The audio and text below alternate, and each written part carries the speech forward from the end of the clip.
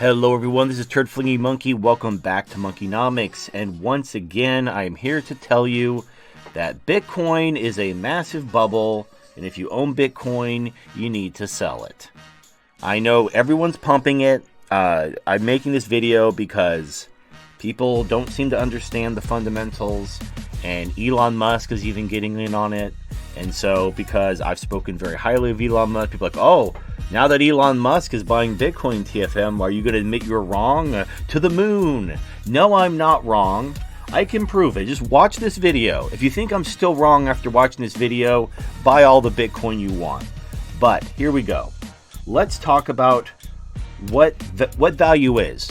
Where does value come from? Where does the value of a thing come from? It comes from two places and two places only. One, the subjective value of the end consumer. So this is basic economics, just subjective value type of stuff.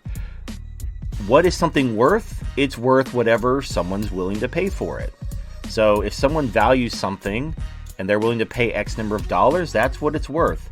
But what is it that they're valuing? They're valuing something having to do with the property of the thing. People don't just buy something to buy something. They buy it because they value what it provides. It has to have some utility. There's a utility to an asset, which is what they're buying it for.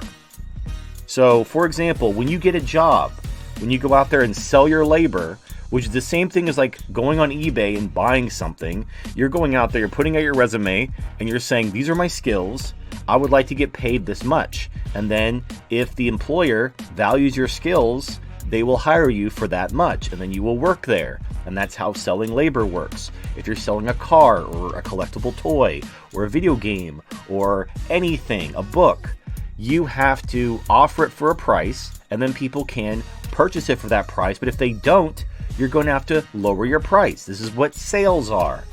If I'm offering something for $100 and nobody wants it, and it's just taking up room in my house and I need to get rid of it, I'm going to lower the price until somebody buys it. How much is that thing worth? It's worth whatever the market is willing to pay for it. And that market is willing to pay based on the subjective value of the consumer. And that subjective value is based on the utility that the person thinks it's worth. So if I'm selling a book and somebody thinks it's a good book, they might pay more for it than someone who doesn't care. A good example of this is, how much would you pay for your favorite food versus how much would you pay for a food that you find disgusting? Now, that's completely subjective. If it's your favorite food, you might be willing to pay a little more, especially if it's made very well. If it is food that you do not like and will not eat, it doesn't matter if you have the world's best chef making it, you don't want it. You're not going to pay any amount of money for it because you don't like that particular food. So it's all based on the subjective value of the consumer. That's one half of where value comes from. The other one is scarcity. How scarce is it to acquire this thing? This is why you see like old NES games and old collectible stuff from like the 80s and 90s going for hundreds of dollars on eBay, because you can't buy them anymore. They're rare, they're scarce. The more scarce something is, the more valuable it is to those who subjectively value that thing. So for example, if I want to create a retro gaming collection and there's a few games that are really rare and I can't get, that's going to shoot the value up because they're very rare, and because I want to finish my collection, I subjectively value those games, and so that's going to drastically bid up the price for me and other people trying to finish their own retro game collection, just as one example. And that's it. That is where value comes from. So why does somebody who digs a hole make less than a hedge fund manager? It's very simple. People don't value holes that much. I mean, a hole is important. Digging a hole is hard work. But hard work has nothing to do with it. It's the value of the end product. How much would you pay for someone to dig a hole? Whatever amount that is, maybe $100, $50, $500, whatever that is, okay, so you would be willing to pay $100, let's say, for someone to dig a hole in your backyard. But how hard is it to find someone who can dig a hole? Not very hard.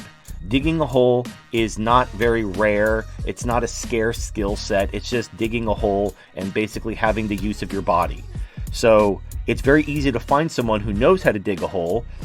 So you can bid down the price by finding the person who is willing to dig the hole for the cheapest price. So maybe you're willing to pay $100, but you find someone who'll do it for $50.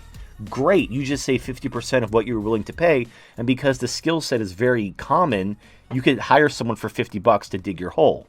Now let's say you needed something really rare, like you have a very rare item and you need it repaired, but the skills to repair that item are very, very rare, and you can't find anyone in your local area who knows how to fix this. And so you have to ship it somewhere crazy, and you have to pay a whole bunch of shipping to get it to someone who knows how to fix it. And then because he's busy fixing other people's thing, he's going to charge you an arm and a leg. If you value having that thing repaired, it might be worth it to you, or it might not be worth it to you. That's the point. That's where scarcity comes in. So that is the only two places where value comes from, is the subjective value of the end product and the scarcity of the product itself. It has nothing to do with hard work. Has nothing to do with hard work. This is fundamental economics. People will be like, oh, these people work hard. They work full time. They should earn a living wage. That doesn't fucking matter. It's completely irrelevant. If the product you're producing or the service you're providing isn't worth that much, and the skills being used aren't rare, you're not going to get paid much. You don't deserve more pay. Because if we said, okay, we're going to pay you more by law, other people will underbid you. That's why illegal aliens pick the strawberries now instead of Americans. Because Americans demanded way more than their value was worth, and so other people underbid them even if it was illegal to do so, because that's how economics works. What does this have to do with Bitcoin, you might be asking? Why am I talking about basic economics and where value comes from and labor? What does this have to do with Bitcoin? Because the laws of economics are universal. They don't change. The principles do not change. So let's talk about Bitcoin. Let's talk about cryptocurrency in general. What gives cryptocurrency its value? The same things. The subjective value of the utility of cryptocurrency and the scarcity of the cryptocurrency. So what does people don't, and also I want to make this point. There are other speculative commodities that have other utilities. For example, a lot of rich people collect rare art or classic cars or stuff like that. And these things generally appreciate with time because they're highly collectible and sought after. But that's because they're beautiful to look at. I could look at a beautiful piece of art. I could look at a garage with a classic car in it. I could even drive it around. There's subjective utility in those products that does not exist with cryptocurrency. Even Beanie Babies have a utility, like they're fluffy and cute and adorable to hold and children like to play with them. That's a utility. Bitcoin has no utility outside of its primary function as an artificial digital currency. That's its only utility. It's just an artificial currency. So there's no additional thing. It's not like an NES game. If let's say you're a retro gaming console, collector, playing the video game obviously has the primary utility of entertainment. But then you have the further thing of collections. You have people who want to create a collection of all the old games, and like the Angry Video Game Nerd or something. They have like a room full of old games, and so they may want a game, even if it doesn't work, even if it can't provide entertainment, just to finish their collection. But that doesn't happen. That cannot happen for Bitcoin because it doesn't do anything. It doesn't provide anything. It doesn't physically exist outside of its primary utility function, which is a digital currency. Now, how much would you pay? This is where rubber meets the road. How much would you pay for a digital currency? How much? Well, think of the utility of a digital currency. What is a digital currency? You convert your dollars to the digital currency, and then you can purchase things with it. You could transfer it to someone else, and that's it. That's all it is. It's no different than a gift card or mailing a check or anything else. The cost might be different because you have to pay like the miners, and you might pay fees, this and that. But it's a different system than, let's say, if I mail you a check, or if I wire you money, or if I pay via PayPal. These are all other ways to convert dollars to some type of digital format in order to transfer it to you or to purchase goods and services. But at the end of the day, that's all it is. It's no different than a gift card. It's no different than a check. It's just a digital version that can be swapped. But you can buy and sell, gift cards online.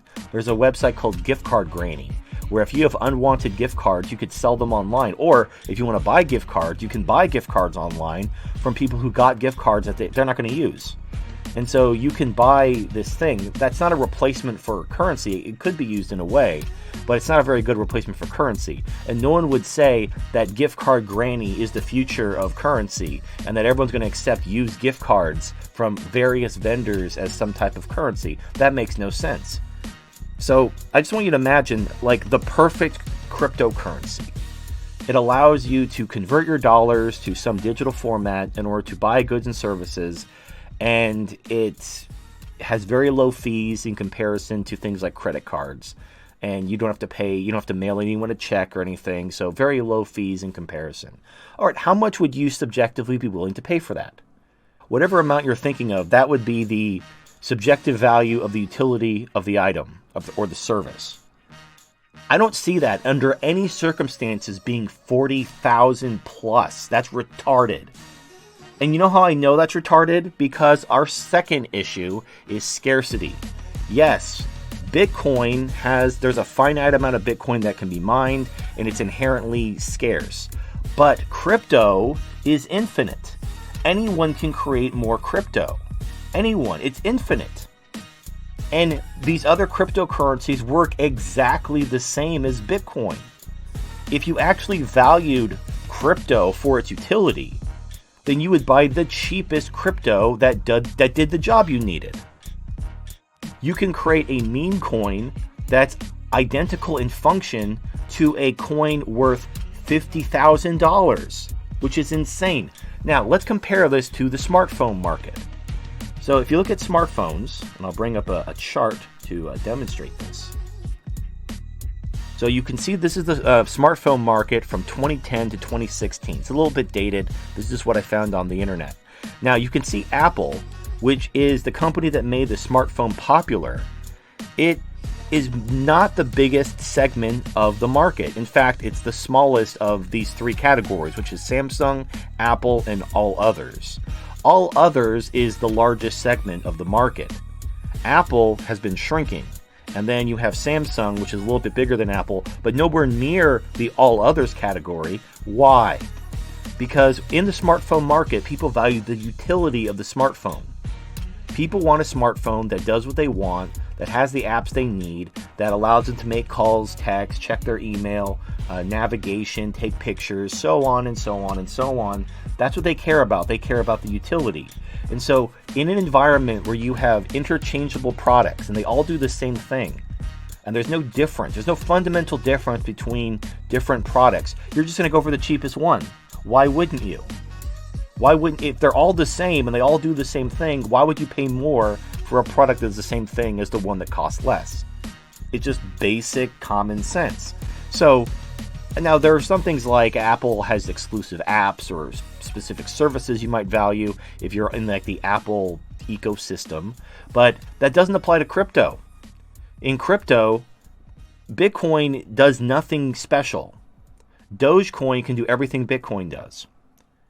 There's nothing special about Bitcoin other than name recognition or people giving you attaboys on Twitter. But it doesn't do anything special. So why?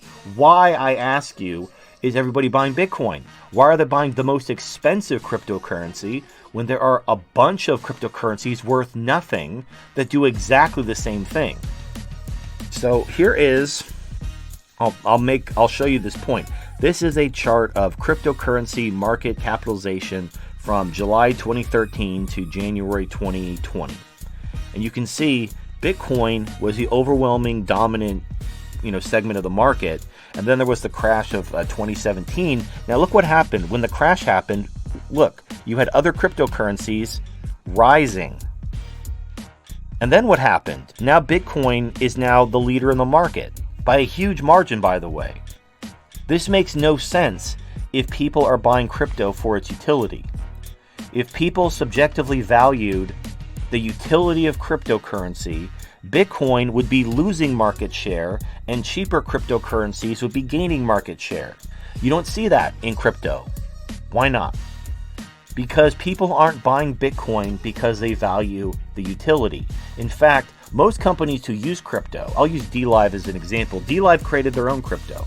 The Lino Lemons were a crypto created for DLive. And a lot of federated, alt tech platforms create crypto to use as a utility token. And the reason why is creating a crypto is almost free. You can create a crypto that functions like Bitcoin for almost nothing. Why would you pay $40,000, $50,000 for a Bitcoin when you can create your own crypto that does what you want for free or, for a very low amount? It doesn't make any sense. Why? It doesn't make any sense. Nobody is buying Bitcoin for its utility. Nobody is buying Bitcoin. And I can say this definitively. Nobody's buying Bitcoin because they value the utility of cryptocurrency. If they did, if they gave a shit about the utility of cryptocurrency, they'd be buying the cheaper currencies to do the exact same thing and not Bitcoin. They do not value the utility, which is where value comes from. It comes from the subjective utility. Cryptocurrency is not scarce either. So nobody's buying it for its utility. Nobody's buying it because it's scarce, because cryptocurrency is not scarce. Why are they buying Bitcoin? Why is everybody buying Bitcoin? Why is the price going up? It's not because of utility. It's not because of scarcity. It's because it is, by every measure, a bubble. It is a fad. It is Beanie Babies. People are buying Bitcoin because other people are buying Bitcoin. And they're buying Bitcoin because these people over there are buying Bitcoin. Everybody's buying Bitcoin because everyone else is buying Bitcoin. Now, why is this a bubble? Unlike an actual investment, like when you invest in a stock or a bond or real estate, those all generate some form of income. Stocks generate dividends, bonds generate interest, and real estate generates cash flows. Bitcoin, cryptocurrency, this is also true of precious metals, by the way. Precious metals are not an investment. They're a hedge against hyperinflation. But they're not an investment. In order to make money on crypto or gold or Beanie Babies or collectible comic books or commemorative plates or rare Yu-Gi-Oh cards, in order to make money on that, you need to find someone who's going to pay more for what you have in the future. That's how you make money on this investment. There's currently, because of COVID, a bunch of people flipping Pokemon cards. And that's fine. Sell your Pokemon cards, make some money, who cares? But I'm just saying, Pokemon cards are a better investment than crypto because old Pokemon cards are out of print. They're not making any more of them. And there's actual utility to owning a Pokemon card. You can play Pokemon. You can't do anything with crypto because it's just a speculative asset. It just goes up, and the only way you make money is if some other sucker comes in after you and offers you more money than you paid for your speculative asset. You're buying these Beanie Babies, you're buying these Pokemon cards, hoping you could turn around and sell them to another collector for more money because you're not playing Pokemon. There's no built-in base of people who are using Bitcoin for anything. Nothing. There's nothing special about Bitcoin in terms of any other crypto. And most people who use crypto create their own crypto. Let me repeat that because it bears repeating. Most companies, there are companies who use crypto. There's plenty of them. And they create their own crypto because it's almost free to do so. So if you actually value the utility, you make your own. So where's the demand for Bitcoin coming from? It's all speculation. It's all people inflating the bubble, hoping to get other suckers in so they can cash out. Because that's the only way they make their money, is if someone else comes in after them and offers them more money than they paid for to sell out. And that's it. Bitcoin is a massive fucking bubble to the tune of Beanie Babies. If you remember the Beanie Baby craze from the 90s, that's what this is.